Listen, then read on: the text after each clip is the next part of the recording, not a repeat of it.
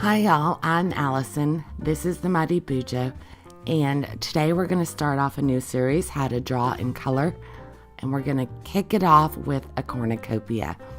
So I will be doing this at a slower pace, so you should be able to draw right along with me, and I'll also be providing tips and pointers. So we're going to start with the fruit and the vegetables that are going to be spilling out of the cornucopia, specifically a pumpkin.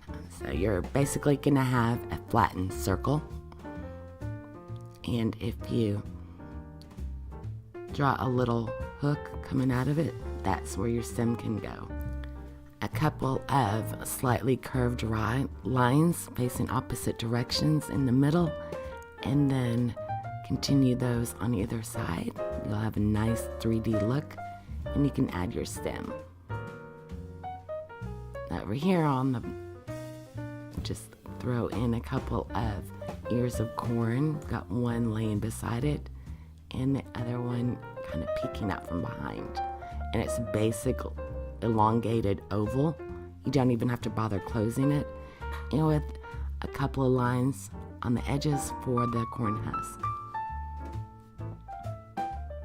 And then a flattened heart will give you an apple and a gourd.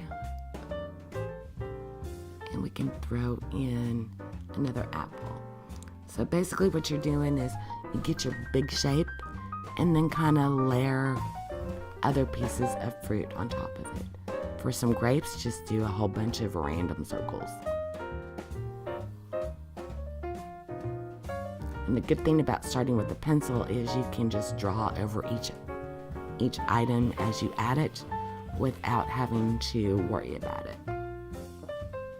So throw in another pumpkin, and this one's kind of tilted back, so we don't need that hook on top. And to balance it out, put another ear of corn over here.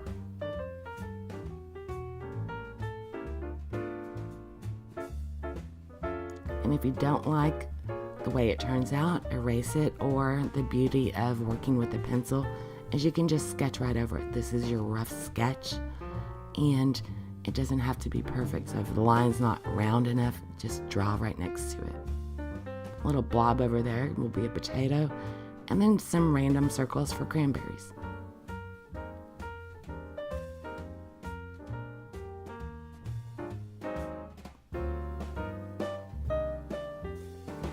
This will be the opening for our cornucopia, and you just follow that first line around to get the edge of it.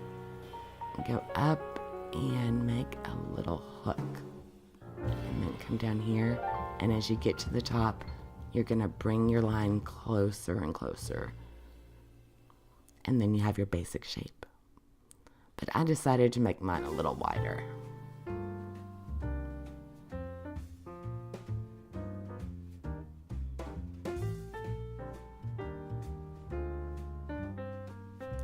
And decided I didn't want the grapes there. Let's move them over inside. Change those original cranberries just to a bunch of grapes.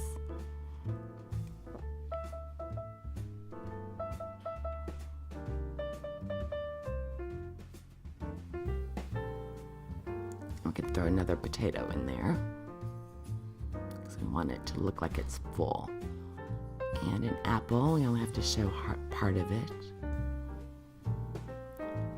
Again, I decided to mess with that one more time. I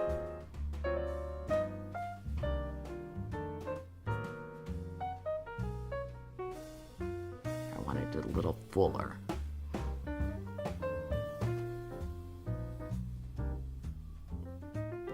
Over here we got a big blank spot, so I thought I'd add a pear. And keep in mind, fruit and vegetables, they're all shaped a little differently.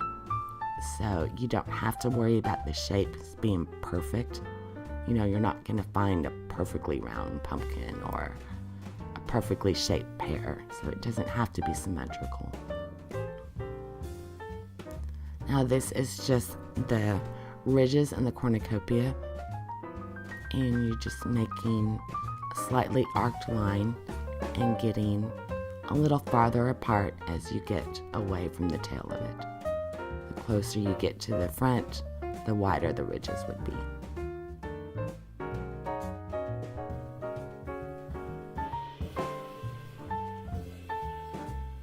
And I had a couple little gaps, and I'm just going to fill those with cranberries. And then added another pear back there. And then this will be the center of our cornucopia. And now our ridges are going to be going the opposite direction from the outside.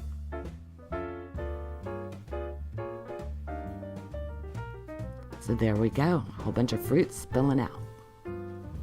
So now it's time for the fun part, we get to color. Now I'm using Tombow Dual Brush pens.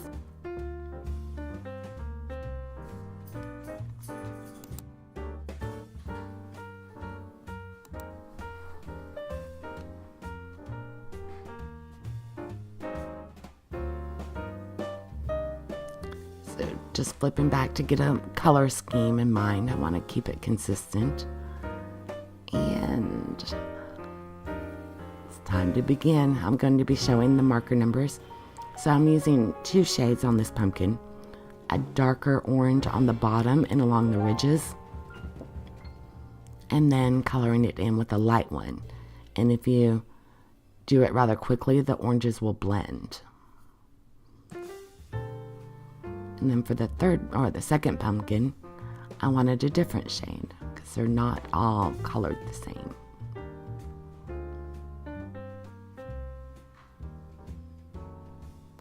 And then grapes are just simple little dots.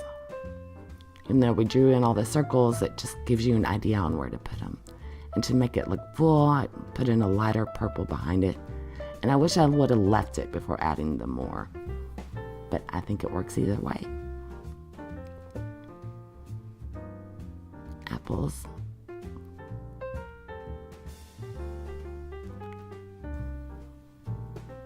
Got a couple of red.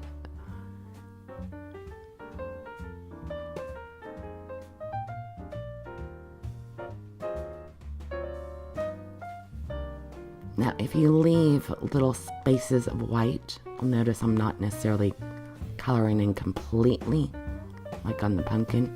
It gives it more of an illustrated look. Plus, it's really hard to get all those little gaps in between the grapes. And the pears, it's mixing a light green and a yellow. And then I didn't want all the apples red, so put down a green one down here. And that one's got more green than the pear.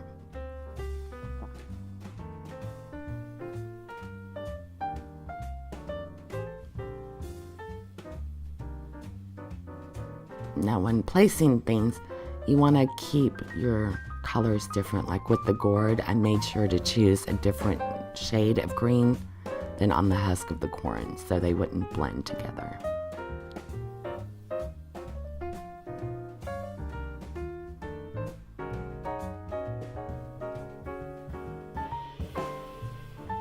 And the color was too dark, so I wanted to do a different one. There's the look I was going for.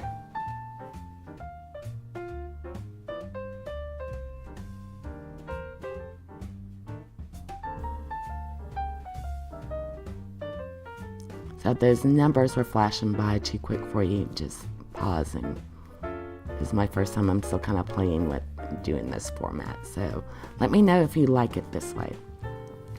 Now up here, I am erasing my guidelines a little bit. And I was going for a highlight, and I did goof this up. The highlight, actually, I should have followed the top edge with it. And I realized that in just a little bit, so it's going to be covered up. And I decided it would complicate it because I didn't put any lighting angles on any of the fruit. So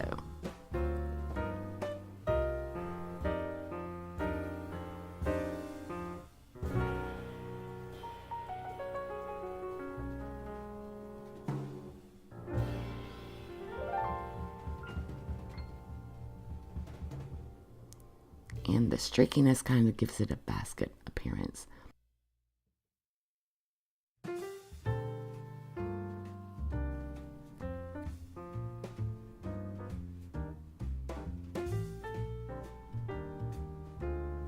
Oh, one thing to keep in mind, if you're working on an image on the edge of your paper, I've got a piece of cardstock behind so I'm not coloring subsequent pages on the edge.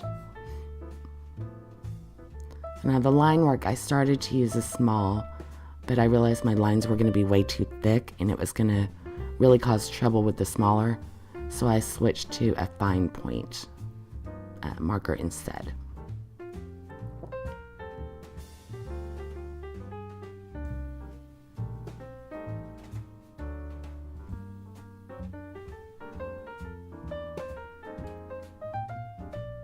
Sorry for my hand being in the way. This is on as far as you can get from my side camera, and the angle was just terrible.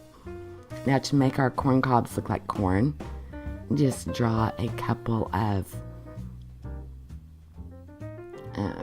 not wiggly but not straight lines, and divide it. You'll see it here in just a second when I do the ones on the left.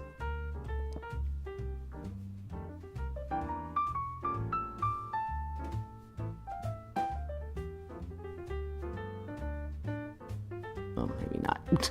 Sorry.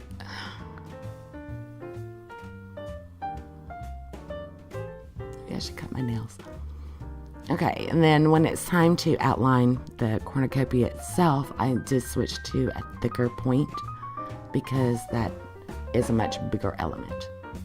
And with it being so brown, I wanted the black to show up.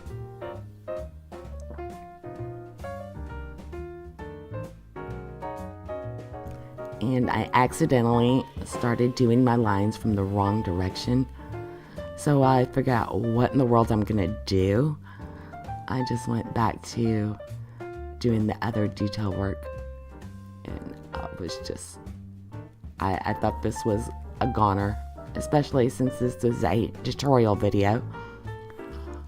But I finally, after I did a little bit more tweaking, decided to roll with it, and I just took the lines and continued it like it was intentional, which you will see here. Here we go. So then I just started doing where I had gone the wrong way. I went and continued with the original, and I like it. I think it gives it more of a weird look.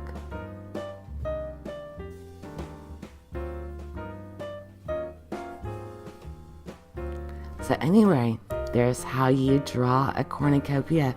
You could put any fruit you wanted, flowers, anything spilling out of them. They're fun to do, and they make a great image for a Thanksgiving page. So if you want to see how I used it in my layout, be sure and check out my other video. I hope y'all enjoyed this and it helps you out. Have a great one. Thanks for watching. Bye.